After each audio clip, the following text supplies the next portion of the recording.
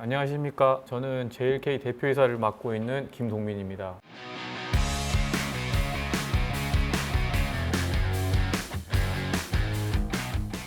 오늘 이렇게 또 소중한 자리에서 저희 회사와 그리고 솔루션 그리고 저희가 하고 있는 일들에 대해서 소개를 할 수 있는 기회를 주셔서 감사하고요. 오늘 저는 의료 인공지능이 바꾸는 뇌졸중 워크플로우라고 하는 제목으로 좀 말씀을 드리고자 합니다.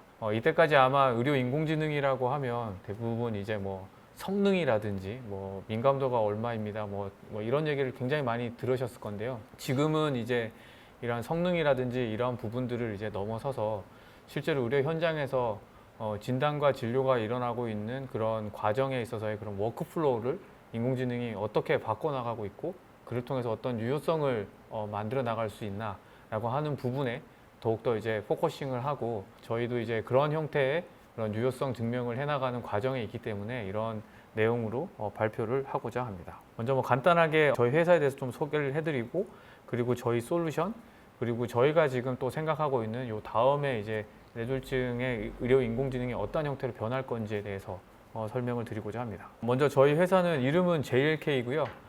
JLK라는 이름을 이제 다들 창업자의 그 성에서 왔냐라고 하는 질문을 가장 많이 받습니다. 근데 사실 저희가 Journey of Life with Knowledge라고 하는 그 지식이 있는 삶의 여정이라고 하는 이름으로 저희가 JLK라고 이름을 지었고요. 그 이유 중에 하나는 여러분들도 잘 아시겠지만 이 책이라고 하는 이 미디어는 사실 이렇게 지식을 써서 다른 누군가가 그거를 읽고 나서 이해하는 과정이 필요합니다. 그래서 그 이해하는 과정을 통해서 지식을 전달해 나가는 과정인데 인공지능이라고 하는 거는 굉장히 재밌게도 경험이라는 거를 그 뉴럴 네트워크라고 하는 미디어에 담아서 저희는 경험을 지식으로서 하나의 공유를 할 수 있는 그런 일들을 하고 있다라고 생각을 하고 있어서 저희는 이러한 저희가 만들어내는 이 경험이라는 지식, 이 난리지가 그런 사람들의 삶에 도움이 되었으면 좋겠다라고 하는 그런 생각에서 JLK라고 하는 이름으로 시작을 하였습니다. 저희가 뭐 국내에서는 의료 인공지능 중에서는 그래도 가장 먼저 이렇게 상장을 하였고요. 지금 현재 임직원 수는 한 80명 정도입니다. 최고로 많을 때는 이제 100명을 넘어간 적도 있었는데 저희가 이때까지 이런 여러 의료 인공지능 사업을 하면서 이게 너무 많아도 사실은 조직에 해야 될 일에 비해서 좀 너무 버닝이 좀 더 컸던 것 같고 그리고 너무 적어도 또 해야 할 일을 못 하는 것 같아서 한 80명 정도가 지금 하고 있는 일에 최적이 아닐까라고 생각을 하고 지금 이 정도 수준으로 유지를 하면서 사업을 영위해 나가고 있습니다. 저희가 2014년에 이제 처음으로 설립을 하고 나서 성장기와 도약기를 거쳐서 지금은 사실 확장기라고 하는 상황에 저희가 있다라고 할 수 있습니다. 뭐 도약기에서는 최초라든지 아니면 이런 게 굉장히 많았습니다. 뭐 여러 가지 그런 도약기까지의 그런 뭐 활동들을 보면 국내에 이제 인공지능을 통한 의료기기라는 게 없을 때 저희가 국내에서 사실 제일 첫 번째로 임상시험 계획서를 식약처에 제출을 하고 승인을 받았습니다. 그때 어떻게 보면 뭐 JLK라고 하는 이 이름을 잘 식약처도 모르고 있을 때 저희가 제일 먼저 접수를 하고 나니까 정책과에서 저희를 불러내려서 이렇게 거의 뭐 듣보잡인 회사가 이걸 제일 먼저 내서 굉장히 당혹스럽다라는 그런 피드백도 받은 적이 있었고요. 그럼에도 불구하고 저희가 국내에서 분당 서울대병원과 그리고 동국대 일산병원에서 굉장히 크게 임상시험을 했습니다. 그 당시 이제 1098명의 그런 피험자 수의 그런 임상시험을 하고 국내에서는 처음으로 이제 3등급 의료기기 인허가에 성공을 했었습니다. 그 이후에 이제 그 솔루션이 혁신의료기기 통합심사에 통과하게 되고 그리고 국내에서는 또 처음으로 이제 비급여 적용이 되어서 이제 처방을 할 수 있게 된 그런 과정을 겪었습니다. 이렇게 하면서 저희가 처음에는 굉장히 많은 솔루션들을 만들어 봤었는데요. 이렇게 만들었는데 인공지능이 할 수 있는 것과 그리고 잘하는 것 그리고 그 잘하는 것이 실제로 의료 현장에서 유효성을 가지고 뭔가 이렇게 워크플로우로 바꿀 수 있는 거에는 굉장히 차이가 있다라고 하는 거를 오랜 사업 기간 동안에 굉장히 많이 느껴서 사실 2019년부터는 저희가 뇌졸중이라고 하는 질환에 굉장히 포커싱을 해서 선택과 집중을 해서 사업을 영위해 가고 있고요. 그 이유에 대해서는 요 다음에 제가 또 설명을 드리도록 하겠습니다. 원래는 저희가 국내에서는 어느 정도 이제 여러 기반들을 마련을 하면서도 지금 현재 FDA와 PMDA 해외 진출을 위한 그런 인허가들을 굉장히 적극적으로 하고 있고 지금 원래 FDA는 이제 4개를 승인을 받았고요. 그리고 총 6개가 이제 뭐 전부 신청이 될 예정이고, 그리고 일본에서도 지금 계속적으로 신청을 하고 있고, 그 중에서 2개가 이제 승인을 받았습니다. 그래서 아마 내년에는 이 솔루션들이 패키지들로 묶어서 이제 현지에서 사업화가 될 예정입니다. 글로벌 의료 AI 시장 규모는 뭐 보시는 것처럼 굉장히 뭐 계속 커져 간다라고 하는 거는 뭐 많이 들어보셔서 아실 수 있을 것 같고요.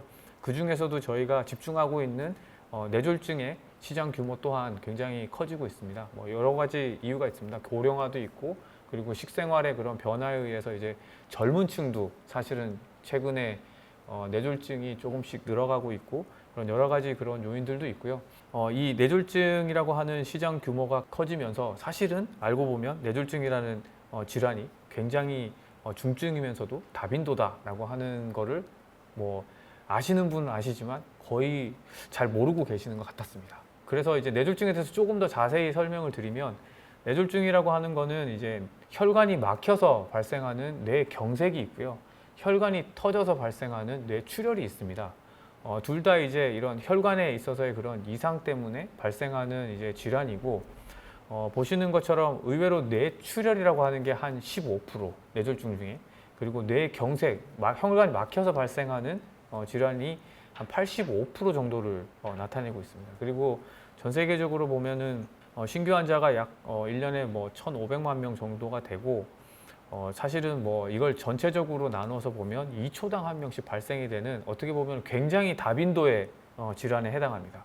그리고 문제는 이게 뇌가 갑작스럽게 이렇게 발생하는 질환이다 보니까 후유증이라든지 이런 게 굉장히 많이 남게 되어서 그러다 보니까 중증의 굉장히 다빈도의 질환이다라고 하는 게 굉장히 중요하고, 결국에는 저희가 뭐 일생 동안에 보면 여기에 이제 뭐 한 몇 명 정도가 이제 모이셨는데, 4분 중에 1분은 반드시 일생에 뇌졸중을 겪게 된다라고 하는 정도로 굉장히 중증의 다빈도의 질환입니다. 그러면 저희가 왜 이런 중증의 다빈도의 질환에 포커싱을 하게 되었나라고 하면, 지금 말씀드린 것처럼 중증 다빈도 질환인데도 불구하고 뇌라고 하는 거는 이 혈관 상태에, 혈관이 막히거나 터지거나 발생했는 이 환자에 대해서 얼마나 빨리 치료를 하느냐에 따라서 환자의 예후를 바꿀 수 있습니다.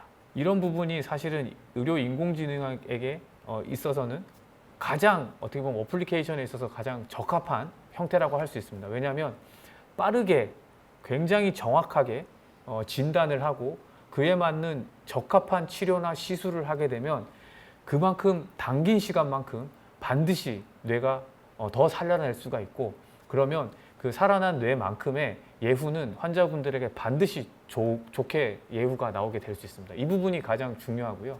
왜냐하면 결국에는 이 의료 인공지능도 의료기기이기 때문에 유효성을 반드시 증명을 해야 됩니다.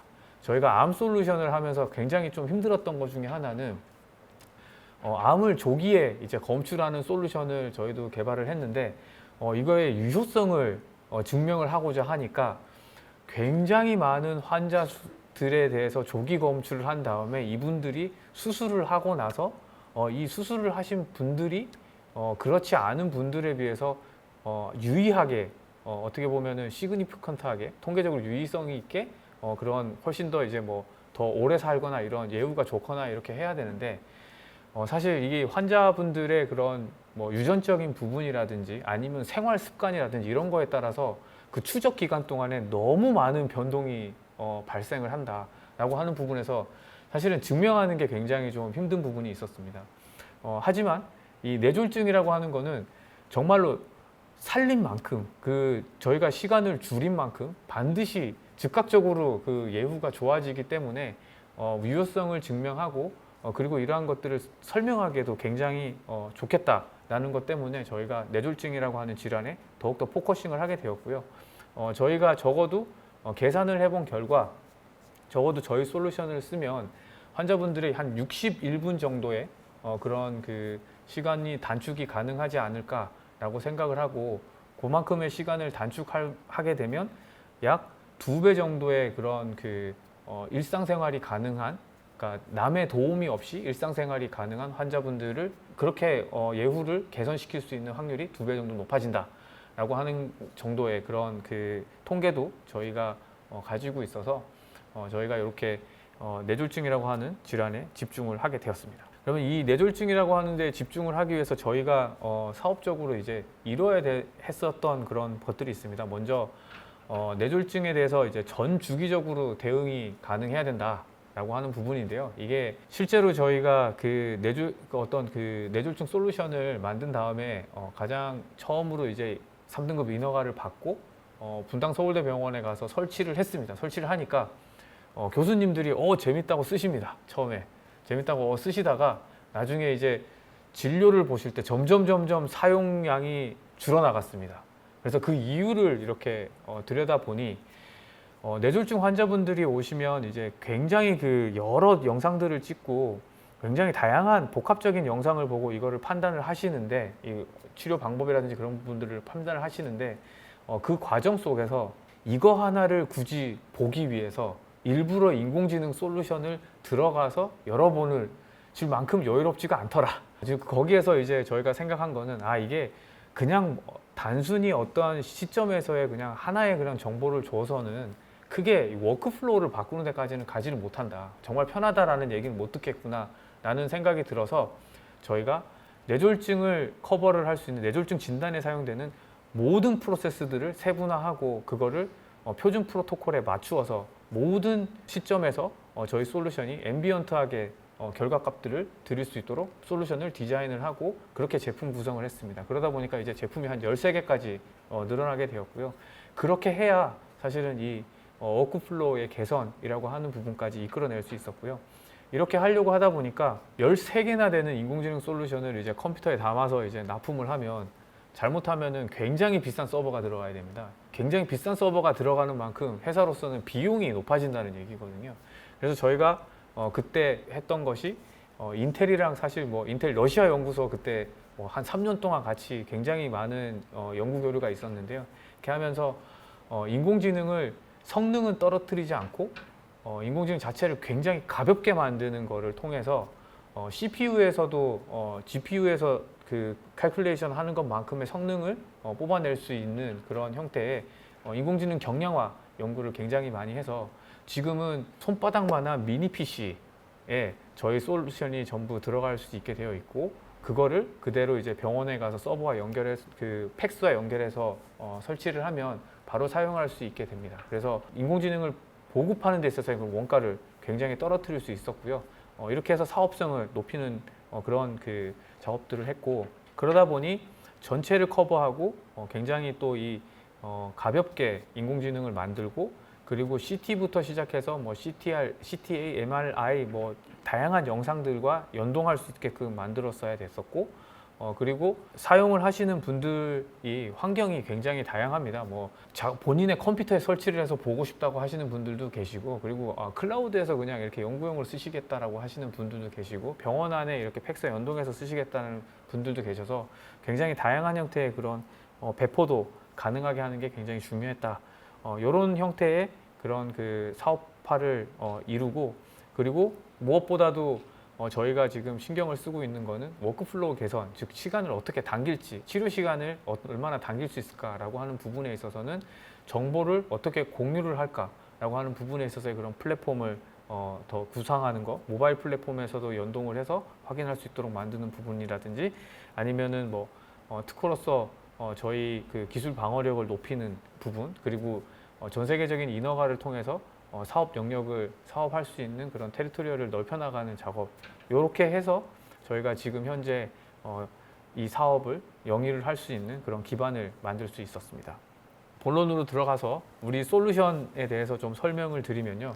여기 보시는 것처럼 뇌졸중 환자분이 이제 그 병원에 오시면 굉장히 다양한 영상을 이렇게 찍습니다. NCCT라고 하는 거는 제일 처음에 이제 찍는 그런 non 컨트라스트 CT 영상이고요. 그냥 이렇게 찍는 영상입니다. 여기서부터도 굉장히 여러 가지 그런 그 정보들을 읽어낼 수가 있고 그 다음에 이제 혈관 영상 CTA라는 거를 찍을 수도 있고, 또 어떤 병원은 CTA라는 걸 찍지 않고 CTP라든지 MR 그 퍼퓨전이라고 하는 관리 영상을 찍어서 바로 시술 가능 여부를 확인하는 병원들도 있습니다. 그리고 이렇게 하고 나서 시술을 하고 나서는 DWI를 찍거나 아니면은 NCCT를 찍고 막바로 DWI를 찍어서 그런 치료에 들어간다든지 이런 병원과 그리고 환자분들의 그런 상황에 따라서 이런 컨비네이션이 굉장히 달라질 수가 있습니다. 그렇기 때문에 아까 말씀드린 것처럼 여기에 있는 모든 영상들에 대해서 전 주기적인 서포팅이 가능을 해야 저희 솔루션의 모든 진단과 진단 그리고 진단 보조를 받기 위한 이런 사용성에 있어서 이 솔루션 안에 다 들어오게 되어 있습니다. 그렇지 않으면 절대로 워크플로우 개선은 할 수가 없고 그리고 그 유용성에 대해서 크게 필요성에 대해서도 현장에서도 많이 느끼지 못합니다. 그래서 이 전주기를 커버하는 게 굉장히 중요하고요. 제가 조금 뭐 보여드리려고 이제 실제 증례들을 조금 가지고 왔는데요.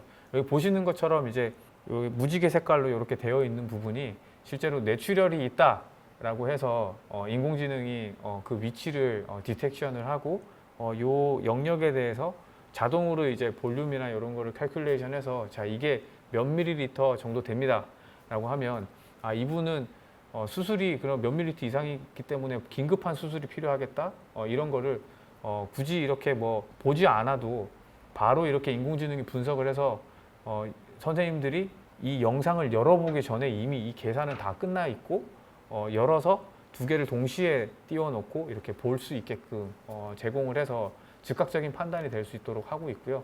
그리고 미국에서 저희가 임상을 했던 거는 요게 거의 한 19초 플러스 마이너스 뭐 0.04초 정도의 그런 시간 안에 분석이 돼서 모바일로 바로 알람이 가서 이런 환자분이 긴급한 이런 처치가 필요한 시술이 필요한 환자분이 입원을 했으니까 빨리 확인을 해주세요 라고 하는 알람 기능까지도 저희가 탑재를 해서 미국에서는 그 유효성 증명을 하였습니다. 근데 이제 이런 케이스들이 실제 케이스입니다. 이런 케이스들이 사실 굉장히 좀 어렵고 애매하긴 합니다. 이게 아까 보시는 것처럼 이제 원래 뇌출혈이 있으면 약간 하얗게 보이는데요. 아마 그 응급실에서 이 환자분을 보시더라도 아마 선생님들은 그냥 이렇게 보면 이 부분이 뭔가 조금 하얗다라고 생각을 아마 하실 겁니다. 하시는데 이게 참 재밌는 게 전문가이기 때문에 헷갈리는 부분이 있습니다.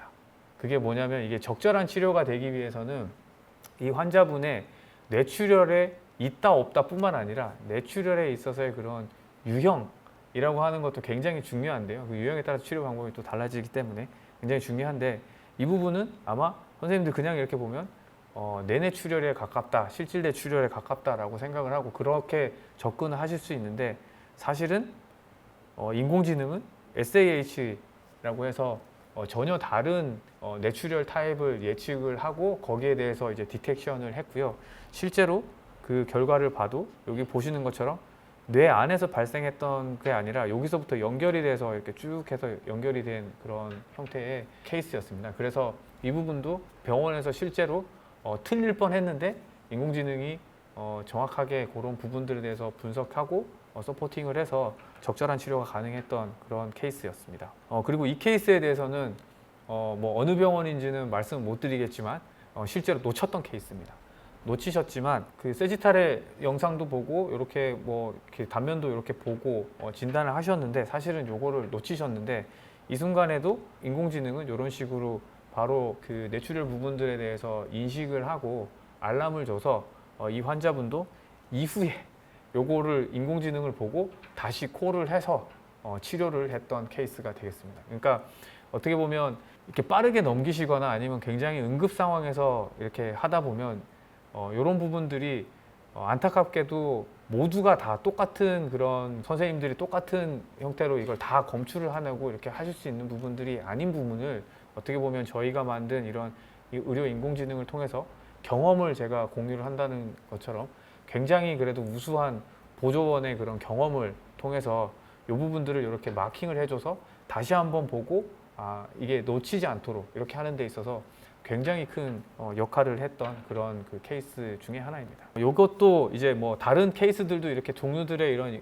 그 뇌출혈들을 보면 이런 것도 사실은 많이 놓치십니다. 근데 요 밑에 뼈에 붙어 있는 데에서 사실은 뇌출혈이 있었습니다. 이런 것들이 뼈에 이제 굉장히 영상에서 하이인텐시티로 보이기 때문에 저런 부분들을 사실 굉장히 좀 놓치기가 쉽고요. 그리고 이런 부분들은 아티팩트랑 굉장히 헷갈립니다. 이게 아주 옅은 색으로 이렇게 나와 있는데 이거는 그냥 이렇게 흔히들 발생할 수 있는 아티팩트에 굉장히 가깝기 때문에 또 잘 놓치는 케이스가 되고요. 그리고 요거는 혈관 위치랑 굉장히 비슷하기 때문에 혈관으로 인식을 할 수도 있는데 사실은 이게 뇌출혈이었다라고 하는 그런 케이스였습니다. 그리고 여기도 좌우를 봤을 때 크게 차이가 없는 것 같은데 사실은 이 부분이 경막하 출혈이 있었던 케이스가 되겠습니다. 이런 챌린징한 케이스들에 있어서도 인공지능이 굉장히 잘 검출되는 것이 중요한데요. 저희가 생각하고 있는 우리 회사의 차별성이라고 하면 이런 챌린징한 케이스들에 대해서도 굉장히 높은 검출력으로 항상 일정하게 편차 없이 다양한 뇌출혈의 종류에 대해서도 잘 검출을 해낸다라고 하는 부분이 어떻게 보면 유효성에 있어서 굉장히 중요한 부분인 것 같습니다. 그리고 뭐 LVO라고 하는 저희 솔루션에 대해서 좀 말씀을 드리면 이 LVO는 대혈관 폐색입니다. 이 대혈관 폐색을 빨리 검출하는 게 굉장히 중요한 이유 중에 하나가 다른 뇌경색이랑 다르게 대혈관 폐색은 수술이 가능합니다. 빠르게 시술을 하면 특히나 뇌에 살릴 수 있는 영역이 굉장히 많습니다. 그래서 이걸 빨리 검출하는 게 굉장히 중요하고 그렇기 때문에 CT 엔지오라고 하는 혈관 조형 영상에서 LVO를 빠르게 디텍션을 해서 알람을 주는 것으로 비즈라고 하는 미국의 이스라엘의 회사는 미국에서 1,040불의 그런 그 엔탭 혁신수가를 받기도 했습니다. 그래서 이 대혈관 폐색을 검출해내는 건 굉장히 중요한데 저희 솔루션도 US 파퓰레이션에서 아주 우수한 성능을 보여서 FDA를 클리어를 했고요. 기존에 있던 솔루션보다는 더 세밀한 그런 그 혈관에서의 막힘도 저희가 잘 검출을 해냈다라고 하는 특징이 있습니다. 그러한 특징들을 가지고 저희가 실제로 이걸 사용했을 때의 그런 리더들의 그런 성능도 굉장히 뭐 올라간다라고 하는 임상시험도까지 해서 논문뿐만 아니라 이런 그 FDA에서도 검증하고 FDA도 받았고요. 이렇게 LVO라고 하는 대혈관 폐쇄기를 검출을 하고 나면 시술을 할지 말지를 또 결정을 해야 되는 과정이 또 있습니다. 이 시술이라고 하는 거는 흔히들 이제 여기 막혀 있는 부분을 뚫는 이제 카테터를 집어넣어서 뚫는 작업을 해야 되는데요. 과거에는 이제 이런 뇌졸중이라고 하면 뇌경색이라고 하면 골든 타임이 4시간 반이었습니다. 이 4시간 반이라고 하는 숫자가 나온 이유 중에 하나가 그 TPA라든지 이런 약물 처리나 이런 시술들을 대상으로 하였을 때 그냥 이렇게 무작위로 이렇게 선별을 해서 해 보니까 4시간 반 정도 발생부터 4시간 반 정도까지는 환자분들에게는 굉장히 유효했지만 그 이후의 환자분들에게는 별로 그래 유효하지 않았다. 리스크가 훨씬 더 크더라. 라고 하는 것 때문에 4시간 반이라고 하는 골든타임이 생겼는데요. 근데 사실은 사람의 뇌라는 게 굉장히 이게 신기한 게 혈관이 굉장히 다양하게 투사가 되어 있습니다. 그래서 어떤 사람은 혈관이 막혔는데도 불구하고 4시간 반이 지났지만 많은 영역이 죽지 않고 단지 피가 덜 통하고 있는 영역이 굉장히 많을 뿐이어서 그런 증상이 나타나고 있는 분들도 있습니다. 그런 분들 같은 경우에는 4시간 반이 지났지만 혈관을 뚫어주는 시술을 하면 허혈 영역이었던 그런 뇌의 영역들이 살아나기 때문에 굉장히 좋은 예후를 기대를 할 수가 있습니다. 그래서 그러다 보니까 분석을 하는 게 굉장히 중요한데요. 그래서 저희는 이제 CT 영상에서 CT 그 퍼퓨전이라고 하는 영상에서 이러한 실제로 이제 죽어서 살려내지 못하는 뇌의 영역과 단지 이제 피가 조금 덜 통하고 있는 허혈 영역들의 이런 미스매치 볼륨을 그 계산을 해서 골든타임이 지나신 분들이라도 충분히 또 살릴 수 있는 환자분들에 대해서 걸러주고 그리고 그분들에 대해서 이렇게 또 시술을 결정할 수 있는 그런 솔루션들을 제공을 하고 있습니다. 이런 것들이 이제 또 MRI에서도 가능한데요. 저희가 이제 CT에서 이런 풀 패키지의 이런 전체적인 그런 커버를 할 수 있는 거를 가지고 거기에 더해서 저희는 MRI도 개발을 했습니다. 그 이유 중에 하나는 미국에서는 사실 CT를 많이 씁니다. 이게 MRI가 비싸기 때문에 CT 안에서 최대한 많은 정보를 읽어내려고 하는 게 사실 미국에서는 좀 그런 경향이 있고요. 한국에서는 수가가 너무 잘 돼 있어서 CT 찍고 나면 바로 다들 이제 30분 이내에 다 MRI를 찍습니다. 근데 이게 뇌경색이라고 하는 이런 그 질환은 CT에서는 진짜 안 보입니다. CT는 이제 세포가 변해서 이제 어떤 그 형질적인 변형이 나타나서 실제로 CT 영상이 반영되는 데는 거의 하루가 걸립니다. 근데 MRI에서는 조금의 그런 세포의 그런 물 분자의 움직임만 이렇게 세포의 그 형태가 조금만 변해도 물 분자의 움직임이 달라지기 때문에 그 영역이 확실하게 보입니다. 그래서 MRI를 찍으면 제일 좋습니다. 병변을 보는 데 있어서는. 근데 다들 이제 미국에서는 수가나 이런 문제 때문에 MRI보다는 CT를 많이 찍고 있고, 한국에서는 MRI에 대한 접근성도 엄청나게 좋을 뿐만 아니라 보급도 OECD의 두 번째입니다. 그러니까 엄청나게 보급률도 높고 그리고 대부분 30분 이내에 찍을 수 있는 그런 역량이 있기 때문에 한국에서는 그 MRI를 바로바로 찍고, 그렇기 때문에 저희가 이런 MRI 솔루션들을 굉장히 이런 성능이 좋은 MRI 솔루션들을 개발을 할 수가 있었고요. 그리고 여기서도 보시는 것처럼 래피드 MRI와 저희 솔루션을 비교를 해도 굉장히 성능에서 차이가 있었고, 그 이유 중에 하나는 여기 보이시는 특히 작은 병변에 있어서의 그런 차이가 JLK의 솔루션이 훨씬 더 정확하기 때문에 그래서 좋은 성능을 낼 수 있었다 라고 할 수 있습니다. 뭐 그 이유는 이제 아티팩트를 구별해내는 그런 특수한 기술이라든지 인공지능을 활용한 굉장히 다양한 그런 병변 검출 기술들을 통해서 저희는 작은 병변이랑 아티팩트를 구별해낼 수 있었다라고 하는 게 사실은 굉장히 큰 차이라고 할 수 있겠습니다. 그래서 이런 DWI 영상들에서 그런 병변을 찾아내는 굉장히 중요한 그런 솔루션들을 만들 수 있었고요. 여기 보시는 것처럼 실제로 거의 뭐 보이지 않는 병변들도 굉장히 잘 잡아내고 있습니다. 이 솔루션이 지금 현재 혁신의료기 통합심사를 통과하고 지금 굉장히 많은 병원에서 쓰이고 있는 솔루션 중에 하나입니다. 이 솔루션들을 이렇게 보면 이렇게 의사 선생님들 대부분 이거 보고 어지럼증이 있다 또는 약간의 그런 뭐 말이 어눌해지는 것 같습니다라고 하면 이 영상을 보고 사실은 진단을 하십니다. 한국 같은 경우에는 굉장히 빨리 MRI를 찍기 때문에 이렇게 보고 하이 인텐시티로 나와 있는 것 중에 뇌경색 병변이 어딘가를 굉장히 찾으시는데요. 여기 보시는 것처럼 이런 데도 다 하얀색입니다. 이런 데도 다 하얀색이고, 이게 다 사실은 아티팩트입니다. 이 아티팩트가 발생하는 것과 뇌경색의 병변을 구별하는 게 쉽지가 않은데요. 그러다 보니까 굉장히 많은 부분들에서 놓치고 있습니다. 그럼에도 불구하고 인공지능은 이렇게 요 작은 이런 부분에 있어서의 그런 그 병변도 놓치지 않고 굉장히 잘 찾아낸다 라고 하는 부분에서, 이 작은 병변을 잘 찾는다는 게 어떤 의미냐면 굉장히 초기에 대응이 가능하고, 이런 분들이 대부분 이제 이상이 없습니다 라고 하고 집에 가셨다가 하루나 이틀 뒤에 이 병변이 확 커져서 이제 증상이 굉장히 심하게 나오면서 악화되는 경우가 굉장히 많습니다. 그런 분들을 조기에 선별을 해서 입원을 해서 치료가 가능하기 때문에 후유증 없이 퇴원을 할 수 있었던 그런 케이스 중에 하나입니다. 실제로 놓쳤던 케이스였는데 저희가 잡아서 다시 연락을 해서 입원을 시켰던 케이스입니다. 이 케이스 같은 경우에도 거의 이제 선생님들이 잘 어려워하시는 케이스 중에 하나가, 이렇게 보시는 것처럼 아티팩트가 잘 발생하는 영역에서 저희 솔루션이 이렇게 잡았는데요. 그 이후에 3일 후에 팔로업 영상을 찍으니까 진짜로 여기에 병변이 있었습니다. 그러니까 이 정도로 어떻게 보면은 인공지능이 굉장히 민감하게 빠른 그 시간 안에 이런 병변들을 잡아서 검출을 해냈기 때문에 이분 또한 빠르게 입원을 해서 후유증 없이 퇴원을 할 수 있었습니다. 사실은 이런 예후를 개선할 수 있는 이런 것들이 사실 우리 의료 인공지능을 사용해야 되는 그런 결정적인 이유가 아닌가라고 저희는 생각하고 있습니다.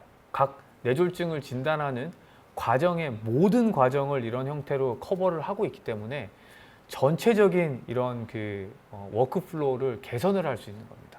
이게 하나를 보게 하면 사실은 이 워크플로우 자체를 바꾸는 거는 굉장히 힘듭니다. 그때 다른 또 인공지능을 봤다가 안 보고 또 뒤에 가서 하고 또 추적 검찰은 안 되고 뭐 이런 영역들이 있기 때문에 저희는 이렇게 풀 패키지로 해서 전체를 커버하게 함으로써 앰비언트하게 무조건 영상을 찍으면 분석돼서 올라와서 바로 비교와 확인할 수 있게끔 해서 시간을 당기고 그리고 추적 관찰을 할 때도 정량화되어 있는 숫자로 계속해서 추적 관찰을 할 수 있게끔 해서 빨리 인지할 수 있도록 하는 것이 저희가 워크플로우를 지금 개선하고 있는 결정적인 그런 그 요소이기도 합니다.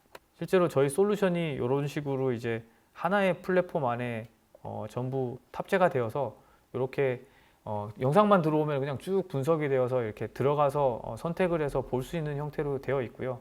무엇보다도 저희가 좀 많이 신경을 쓰고 있는 거는 이런 형태로 이제 최대한 알기 쉽게 가시화를 하고 색깔로서 어떤 영역이 어떤 정보가 있는지에 대해서 즉각적으로 조금 더 이렇게 인식할 수 있도록 UI, UX도 이렇게 드리고 있고 다양한 그런 영상들을 통해서 이런 가시화나 이런 것들을 통해서 최대한 인공지능이 판단하는 데 있어서 왜 이렇게 판단을 했는지의 그 과정들을 보시는 것처럼 이제 그런 영상이라든지 색깔이라든지 이런 것들을 통해서 표시를 함으로써 인공지능의 그 결과값들을 더욱더 신뢰할 수 있도록 해서 이제 더욱더 활용성을 또 높이고도 있습니다. 바꿔야 되는 이 의료 환경 자체는 사실 응급 한독이라든지 아니면은 이런 응급한 상황에 있어서 뇌졸중이라고 하는 그 질환이 단순히 이제 영상의학과에서만 발생하는 것도 아니고 신경과만 대응을 할 수 있는 것도 아니고 응급의학과에서만 하는 것도 아닙니다. 이 세 개의 과가 사실은 굉장히 유기적으로 연계가 되어서 해야 되는 그런 그러니까 대응을 해야 되는 그런 질환임에도 불구하고 응급의학과에 굉장히 많은 로드가 가 있습니다. 그러다 보니까 응급의학과에 있는 선생님들이 영상의학과 선생님들처럼 이제 판독도 하고 뭐 이렇게 해야 되는 과정 안에서 사실은 더 당길 수 있었던 시간을 더 당기지 못했다라고 하는 케이스들이 나올 수도 있기 때문에 저희가 이러한 부분들에 대해서 대응을 하기 위해서 이런 영상 분석 시스템들을 응급의학과에서 잘 활용할 수 있도록 하고 있고, 그를 통해서 무엇보다도 이런 정보 공유, 즉 이런 환자가 왔습니다라고 하는 거를 영상의학과뿐만 그 응급의학과뿐만 아니라 영상의학과 그리고 신경과까지도 한 번에 이렇게 알람을 줘서 세 개과가 동시에 정보를 공유하고, 그리고 이 채팅창을 열어서 거기 안에서 빠르게 판단을 하게 만들어주는 요 하나만으로만 해도 굉장히 많은 시간을 당길 수 있습니다. 그렇기 때문에 저희가 이 스냅이라고 하는 모바일 플랫폼을 통해서 그런 정보 공유 시스템을 서비스하고 있고요.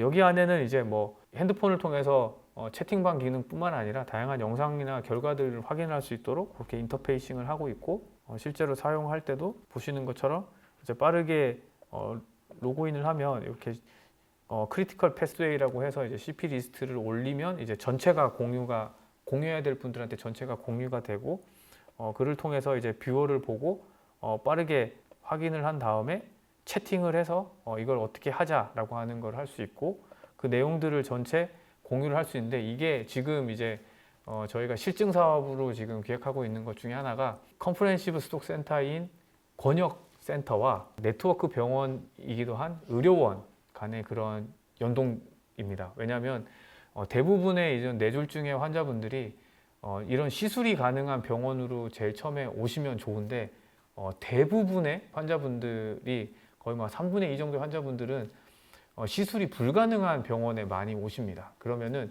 그 시술이 가능한 대혈관 폐색이라든지 이런 환자분들은 굉장히 빠르게 검출을 해서 시술이 가능한 병원으로 빠르게 이송만 해줘도 굉장히 많은 시간을 또 당길 수가 있습니다. 그렇기 때문에 저희 이 플랫폼 안에서는 병원 안에서의 그런 정보 공유뿐만 아니라 병원과 병원 간의 네트워크 병원 간의 그런 정보 공유를 통해서 환자 이송 체계도 지금 바꾸고자 해서 지금 이러한 실증 관련되어 있는 내용들을 가지고 실증 사업을 진행을 하고 있습니다.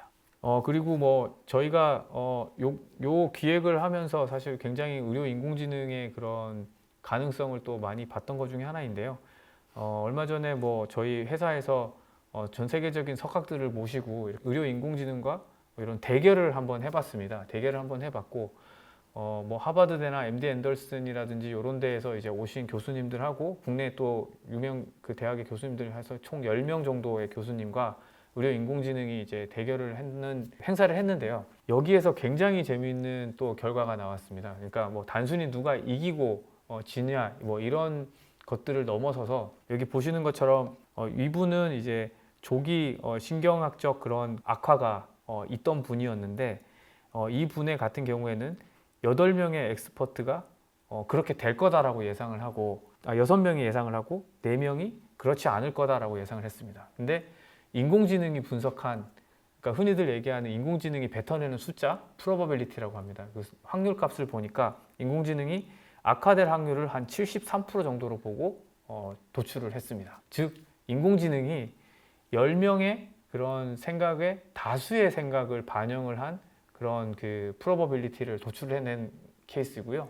그리고 아래는 반대 케이스입니다.